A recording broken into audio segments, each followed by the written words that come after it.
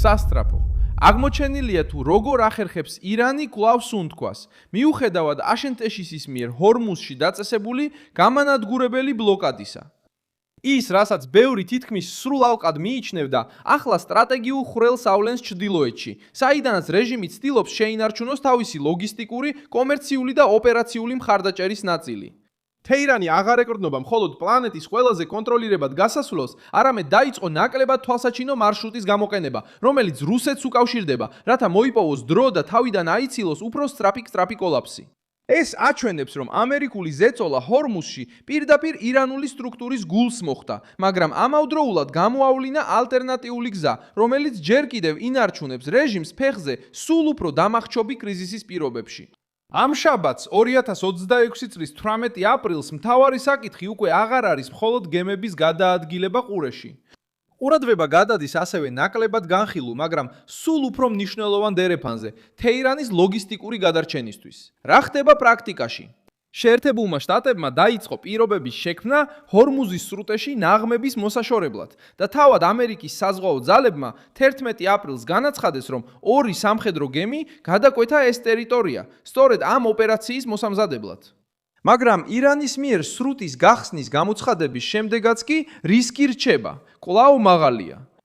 პარასკევს 17 აპრილს საზღვაო შეტყობინებაში, რომელიც სააგენტო როიტერსმა იხილა, ნათქვამი იყო, რომ სრუტის ზოგიერთ ნაწილში ნაღმების საფრთხე ჯერ კიდევ სრულად არ არის გააზრებული და რომ ამ ტერიტორიის თავიდან აცილება უნდა განიხილებოდეს. ვინ არის ამ ისტორიის ცენტრში? ერთ მხარეს ირანის რეჟიმი და ისლამური რევოლუციური გვარდიაა, მეორე მხარეს კი შეერთებული შტატები, რომელმაც სამხედრო და საზღვაო ზეწოლა გააძლიერა. ამ ყველაფრის შუაში ჩნდებიან რუსეთი და ისრაელი. რუსეთი იმიტომ, რომ გააძლიერა კასპიის ზღვის გამოყენება ირანისკენ მიმავალ სავაჭრო მარშრუტად. ისრაელი იმიტომ, რომ მარტში განაცხადა, რომ ირანული საზღვაო ობიექტები თავად კასპიის ზღვაში დაარტყა, რაც აჩვენებს, რომ არც ჩრდილოეთის დერეფანია ომის მიღმა. და რატომ არის ეს ასე მნიშვნელოვანი? სამხრეთში ჰორმუზის სრუტე კვლავ რჩება პლანეტის ყველაზე მგრძნობიარე წერტილად ენერგეტიკისა და ვაჭრობისთვის. მაგრამ ჩრდილოეთში კასპიის ზღვა უფრო მნიშვნელოვანი გახდა, რადგან ის გადაუდებელი გამოსასვლელი გახდა. როცა ჰორმუზი იბლოკება, ძვირდება ან მუდმივ საფრთხედ იქცევა, თეირანი სხვა გზას ეძებს ტვირთის, საკვების და ეკონომიკური მხარდაჭერის ნაკადის შესანარჩუნებლად. ზუსტად ეს აჩვენა სააგენტო როიტერსმა მარტში. რუსულმა კომპანიებმა კასპიის ზღვით ირანში მარცვლეულის ექსპორტი განაახლეს. და ეს მარშრუტი ჰორმუზის ჩაკეტვის შემდეგ ირანელებთან ვაჭრობისთვის ყველაზე უსაფრთხოდ მიიჩნიეს. როგორ მუშაობს ეს კორიდორი? ის სრულად არ ანაცვლებს ჰორმუზს, მაგრამ რეჟიმს დროს უყიდის. 5 გემი იტვირთებოდა რუსეთის ასტრახანის პორტში, დაახლოებით 22,600 ტონა მარცვლეულით, ხოლო კიდევ 9 გემი ირანის სანაპიროსთან განტვირთვას ელოდებოდა, როიტერსის ინფორმაციით. ეს მკაცრ სიმართლეს აჩვენებს. ომი მხოლოდ რაკეტებით, დრონებით და სიტყვებით არ ინარჩუნებს თავს. ომიც ასევე დამოკიდებულია პორტზე, გემზე, ტვირთზე, დაზღვევაზე და ღია მარშრუტზე. როდესაც სამხრეთი საფრთხის ქვეშაა, ჩრდილოეთი ჟანგბადად იქცევა. სწორედ ამ სუნთქვის აშკარად გამოჩენა არ სურს ირანს, რომ სოფლიომ დაინახოს. როდესაც გემების მოძრაობას აკვირდები, სურათი კიდევ უფრო ნათელი ხდება. პარასკევს დაახლოებით 20 ხომალდმა სცადა ჰორმუზის გადაკვეთა ხელახალი გახსნის გამოცხადების შემდეგ, მაგრამ ბევრი გაჩერდა ან უკან დაბრუნდა. ეს აჩვენებს, რომ შიში კვლავ რეალურია. შესაძლოა გადასასვლელი გახსნილად გამოცხადდეს, მაგრამ ნამდვილი უსაფრთხოება ჯერ კიდევ შორს არის უზრუნველყოფისგან. და სწორედ ამ სიცარიელეში სიტყვებსა და რეალობას შორის რეჟიმი ცდილობს მოიპოვოს მანევრის სივრცე, აიძულებს კოორდინაციას ისლამური რევოლუციური გვარდიასთან და ქმნის ზონებს, რომელსაც თავად ირანი უსაფრთხოდ აცხადებს. რატომ აღიზიანებს ეს რუსეთთან დაკავშირებული მარშრუტი ასე ძალიან? იმიტომ, რომ ის ამცირებს თუნდაც ნაწილობრივ სამხრეთში საზღვაო ბლოკადის უშუალო ეფექტს. თუ ჰორმუზი ხიული ყელზარღვია, კასპიის ზღვა დამალული ვენაა. ეს ყველაფერს არ აგვარებს, მაგრამ სწრაფ კოლაფსს უშლის ხელს. და ეს ხსნის, რატომ რეაგირებდა მოსკოვი ასე მკაფიოდ, როცა ომი იქამდე მივიდა. 24 მარტს კრემლმა განაცხადა, რომ კონფლიქტის კასპიის ზღვაზე გავრცელებას უკიდურესად ნეგატიურად აღიქვამდა. ეს ფრაზა შემთხვევით არ თქმულა. ეს აჩვენებს, რომ ეს ტერიტორია ერთდროულად გახდა გრძნობიარე ზონა როგორც რუსეთის, ისე ირანის ინტერესებისთვის.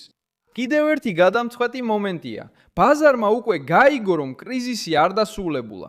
Reuters-მა 15 აპრილს გავრცელა ინფორმაცია, რომ ჰორმუზის სრუტეში ნავთობის ტანკერების მოძრაობა კვლავაც ომამდე არსებულ დონეზე დაბალია.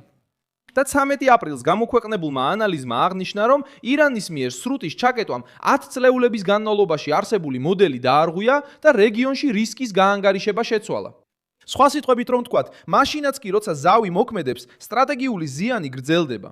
სოფლიომ დაინახა, რომ თეირანი მზად არის ეს სრუტე იარაღად გამოიყენოს. და ამიტომ ნებისმიერი ალტერნატიული მარშრუტი დაუყოვნებლივ ფასობს რეჟიმისთვის. ბოლოს და ბოლოს ყველაზე მნიშვნელოვანი კითხვა მარტივია. რატო არ უნდა ირანს, რომ ეს მარშრუტი იყოს საუბრის ცენტრში? იმიტომ რომ ეს აჩვენებს სისუსტეს, აჩვენებს, რომ სამხრეთში წნეხის ქვეშ მყოფ რეჟიმს ჩრდილოეთში მხარდაჭერის ძიება სჭირდება. ეს აჩვენებს რუსეთისადმი მზარდ დამოკიდებულებას. აჩვენებს, რომ ძალის რიტორიკა მალავს სასტრაფო საჭიროებას. შენარჩუნდეს მომარაგება, ნაკადი და დრო. და ასევე აჩვენებს, რომ დაპირისპირება უკვე მხოლოდ ცნობილ სრუტეზე აღარ არის. ეხლა ეს უკვე ირანის გადარჩენის მთელ რუკას ეხება. როდის გაძლიერდა ეს? ბოლო კვირებში, როცა ომი გავრცელდა და რუსეთის მიერ ექსპორტის აღდგენით ჩრდილოეთიდან. საბოლოოდ რაც გამოიკვეთა სერიოზულია რეჟიმისთვის და გამამჟღავნებელია მსოფლიოსთვის. ის თუ როგორ სუნთქავს ირანი ჯერ კიდევ უკვე აღარ არის საიდუმლო. მიუხედავად იმისა, რომ შეერთებული შტატები ჰორმუზში მკაცრ ბლოკადას აწესებს, თეირანი ცდილობს გადარჩენას პარალელური მარშრუტის გამოყენებით, რათა შეინარჩუნოს ნაკადი, მომარაგება და კავშირი თავის მოკავშირეებთან. მაგრამ როგორც კი ეს გამოსავალი აღმოჩნდება, ის უპირატესობას კარგავს. Silenciosa e vira ponto de pressão. და სწორედ აქ იცვლება სცენარი. ირანის რეჟიმი კვლავ ცოცხალია, მაგრამ ეხლა სუნთქვა უჭირს. მეთვალყურეობის ქვეშაა და სულ უფრო ნაკლები სივრცე რჩება იმის დასამალად, საიდან მოდის ჟანგბადი, რომელიც ჯერ კიდევ უშლის ხელს მის სრულად დახრჩობას.